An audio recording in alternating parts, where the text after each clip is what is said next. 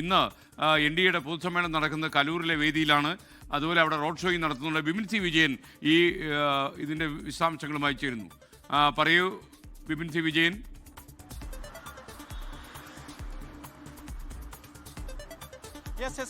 ഇന്ന് ഏകദേശം ഒരു 1:30 കൂടിയാണ് കേന്ദ്ര പദ്ധതികളുടെ ഉദ്ഘാടനം പ്രധാനമന്ത്രി നരേന്ദ്രമോദി കലൂരിൽ നടത്താൻ ഒരുങ്ങുന്നത്. അതിന് മുന്നോടിയായി തന്നെ ഒരു പോർമുഖം തുറന്നു കഴിഞ്ഞു എന്നുള്ളതാണ് ഇപ്പോൾ രാജീവ് ചന്ദ്രശേഖരന്റെ വാക്കുകൾ കൂടി നമുക്ക് വ്യക്തമാവുകയും ചെയ്യുന്നത്.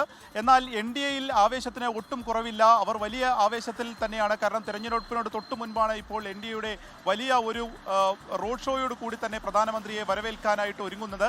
11:45 നെടുമ്പാശ്ശേരിയിൽ ഇറങ്ങിയതിനു ശേഷം ആദ്യത്തെ പരിപാടി മറൈൻ ഡ്രൈവിൽ, അതിനുശേഷം റോഡ് ഷോയിലേക്ക് കടക്കുന്നത്. കലൂർ സ്റ്റേഡിയത്തിന് തൊട്ട് മുന്നിൽ നിന്ന് ആദ്യ പരിപാടി നടക്കുന്ന വേദിയിലേക്ക് ഏകദേശം ഒരു 300 മീറ്ററാണ്. ഈ 300 മീറ്റർ ആയിരിക്കും റോഡ് ഷോ ഉണ്ടാവുക.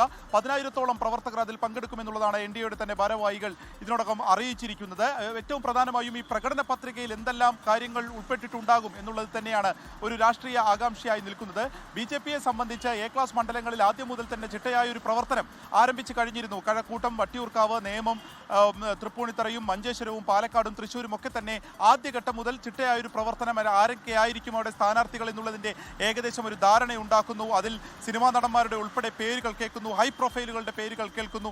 ഇത്തരത്തിൽ ആദ്യം മുതൽ തന്നെ A ക്ലാസ് മണ്ഡലങ്ങൾ പിടിക്കുക എന്നുള്ളതിലേക്ക് BJP ശ്രദ്ധ കേന്ദ്രീകരിക്കുന്നു. ഈ ഒരു ഘട്ടത്തിൽ കൂടിയാണ് രണ്ടാം തവണയും പ്രധാനമന്ത്രി നരേന്ദ്രമോദി കേരളത്തിലേക്ക് എത്തുന്നത്. കൊച്ചിയിലേക്ക് കൂടി എത്തുമ്പോൾ ഏറ്റവും പ്രധാനമായും ഇപ്പോൾ 2020 കൂടി NDAയുടെ ഭാഗമാണ്. അപ്പോൾ അതുകൂടി ഈ ഒരു ഗുണകരമായി മാറും ഇപ്പോഴത്തെ ഈ ഒരു തെരഞ്ഞെടുപ്പിൽ എന്നുള്ളതാണ് പ്രതീക്ഷിക്കുന്നത്.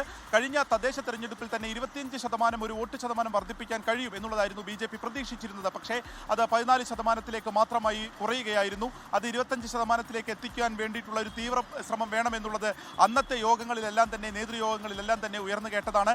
അതിന് തൊട്ടു പിന്നാലെയാണ് ഇപ്പോൾ നരേന്ദ്രമോദിയുടെ വരവ് ഈ ഒരു NDA ക്യാമ്പിന് ആകെ ഒരു ഉണർവ് നൽകും എന്നുള്ളത് പ്രതീക്ഷിക്കുന്നത്. അതിൽ ഏകദേശം 12ഓളം വരുന്ന ഘടകകക്ഷികൾ എല്ലാവരും തന്നെ പങ്കെടുക്കും. അതിൻ്റെ നേതാക്കൾ എല്ലാവരും തന്നെ പങ്കെടുക്കുകയും വരും. ഇപ്പോൾ നാളെ തന്നെ BJPയുടെ ആദ്യ സ്ഥാനാർത്ഥി പട്ടിക വരാനിരിക്കുകയാണ്. അതിന് തൊട്ട് മുന്നാലെയാണ് ഈ റോഡ് ഷോ ഉൾപ്പെടെ കേരളത്തിൽ സജീവമായിട്ടുള്ള ഒരു ഉണർവ് തെരഞ്ഞെടുപ്പിനായി ബന്ധപ്പെട്ട് BJP ഒരുക്കുന്നത്.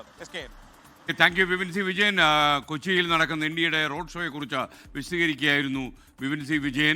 ലോകത്തെവിടെയായാലും ഏത് സമയത്തും 24 വാർത്തകളും ഓഗ്മെന്റഡ് റിയാലിറ്റി പാക്കേജുകളും എക്സ്പ്ലെയിനറുകളും വിശദമായി കാണാൻ ഞങ്ങളുടെ YouTube ചാനൽ നിങ്ങൾക്ക് സബ്സ്ക്രൈബ് ചെയ്യാം.